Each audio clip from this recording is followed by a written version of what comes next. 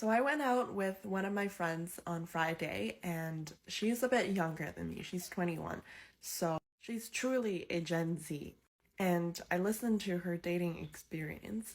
She uses dating apps. I don't think when I was her age I was using any dating apps.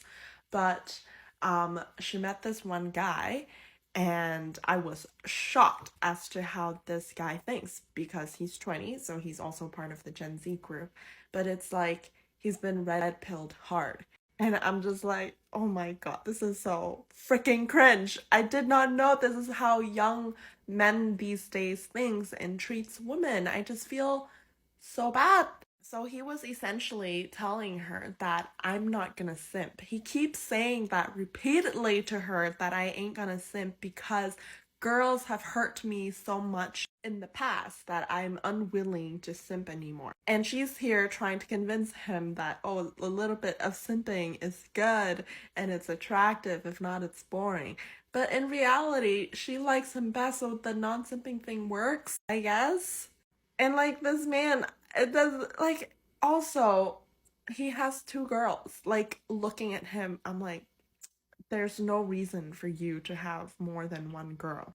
But he's literally playing two girls and he's telling her about the other girl, making her insecure and jealous about there being another girl who is in another city. And then he went on to say more cringe shit. He was saying, oh, I thought I was only a piece of meat for you. Like, who says that as a guy? My guy. What? I thought only women thought they were a piece of meat. Why are also like young guys now saying that I think that I'm just some casual piece of meat to you? What is. What? What? And that he assumes that she has multiple guys, but she doesn't. Most girls doesn't. I don't think so. But oh my god, please. These Andrew Tate's videos need to stop spreading. Like, the dating market is so bad. Like, I don't know how it's helping girls at all now. Or guys, for that matters. Hookup culture is a huge thing. And like sometimes you go out there, you go on Tinder, and maybe like even for girls or guys want to hook up, girls want to hook up, and you can't really find like a true connection with someone. And girls or guys are afraid to open up to someone because they're scared of being like taken advantage of, like in a way where like a guy's gonna be like, oh, you want to hang out, and like you're like, yeah, let's hang, and then the guy's like, or like, do you want to hang out or do something else, and then you're just like, I can't have friends here unless I'm hooking up with someone. So I think that's like, I mean, not personally that's personally affected me, but the friends I talk to, that's something that's affected them, and like the whole like hookup culture around college. And so yeah. I'm so glad that you came. Yeah, I'm glad your wallet invited me. Can you believe I've never even kissed a girl before? What? No way. I didn't assume that when you sat down. That's crazy. How much do you make again? $5 million a month. There you go. That's why I'm here. Listen, can I be honest? I'm actually okay with lies. You're silly. You were the first girl who agreed to go on a date with me. What? No, you're lying. You're such a cat. Yeah, that's what my mom tells me every night before we go to bed. I still live with her. There you go again, just being so cute. You wanna know a secret? No. I'm afraid of the dark. Okay, I said it, whatever. Luckily, we have all these studio lights. What studio lights? These studio lights. I really don't want kids, I just want cats. The money isn't worth it, girl. He is weird. Girl, leave him. Okay, I'm coming. I'm gonna tell him I'm using the bathroom. Hey, you. I'm gonna go use the ladies' room. If I'm not back in about an hour, you know what happened. Okay. Hey, Mom. Yeah, it's just me tonight. Oh, it's okay, son. You're still a cat. I know. Men feel like women only want good-looking guys who have money, so they can trap them with a baby, or otherwise benefit from them financially for their own gain. Women feel like men just want to sleep with anything that moves, even if they are in a relationship, and that they only care about looks or a big butt and big boobs. Yet, there are people who do actually want to settle down and build a life together on both sides. But sadly, nothing ever gets resolved, and the bickering about who's to blame continues. Even if women say they don't mind building from scratch with a guy who doesn't have money, other women and even men will put the guy down for being broke, and the woman will be judged for dating a scrub. Ultimately, I think it boils down to internalized misogyny on both sides. Until this is somehow resolved, which is a very difficult thing, I think both sides will continue to be at one another's necks and feel too cautious to pursue anything serious. So basically, the dating pool is a crapshoot at the moment. Gen Z have no clue what dating truly is. Let me enlighten you. See this spectrum. Think of dating as a spectrum with casual dating at one end and serious dating at the end.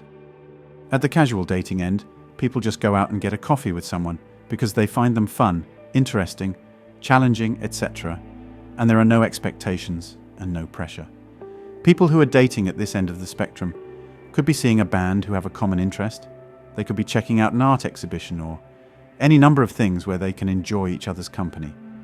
At the end of the date, they just go on with their day, either deciding not to date again through mutual agreement, or date again as friends, or look at taking it further.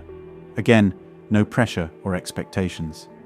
Then you have the serious end where people are actively looking for a partner and have a singular focus of looking for someone with the traits and characteristics that they want in a partner. These are people who decide quickly if they want to see the person again, based solely on whether they want a relationship with them or not. There is no in-between, and if the other person wants to take it further where they don't, then the person is friend-zoned. Any date is focused on interacting with the other person to assess them. Dating was fun and easier 20 years ago. Today, you have social media apps and everybody everywhere is addicted to their phones. Females don't want to date you anymore. They want you to buy content. Everybody thinks they're in Hollywood and there's no family time. Everybody is literally a phone zombie. Before phone zombies took over, people actually anticipated going on dates with great enthusiasm. You went out roller skating, to movies, mall, amusement park, rodeo, bowling, dinner out somewhere, swimming at the lake, etc. Whatever you went out, did things that you enjoyed together, and then you found a way to be alone and see how far she would let you go. And it was great, and life was good. Everything was easier because it was simpler, and that's why it was better. Everything's more difficult now compared to back then thanks to the phone zombies. The dating scene has changed a lot in the last decade. Nowadays, dating is more like a game where people are trying to figure out what they can and cannot get away with within a specific time frame. Online dating has given birth to this mentality that if you don't feel a spark or a connection instantly, you ghost, move on, then rinse and repeat. Online dating gives people access to thousands of potential matches and suitors, so they go through them like candy, without understanding that a connection sometimes takes a few dates or a few hangouts to form. Nobody has the patience to foster one anymore.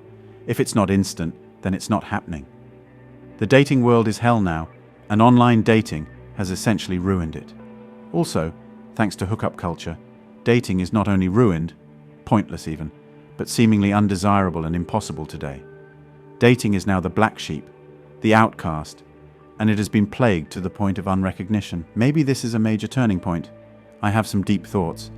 But sure, not everyone bows down to hookup culture like it's a new age cult, but most don't even realize they're guilty of humming its tune, even when they're not in support of it. That's the worst part. The idea of casual, non-committal, meaningless, self-empowered sexuationships has slowly been programmed, experimented, adapted, embraced, encouraged, and even normalized. Even for those who dismiss or justify their experience and say it's not the color red, pink is simply another shade of red people. If you're someone who genuinely believes hookup culture has served you, in some way, I promise you it only serves to keep you shackled, not empowered.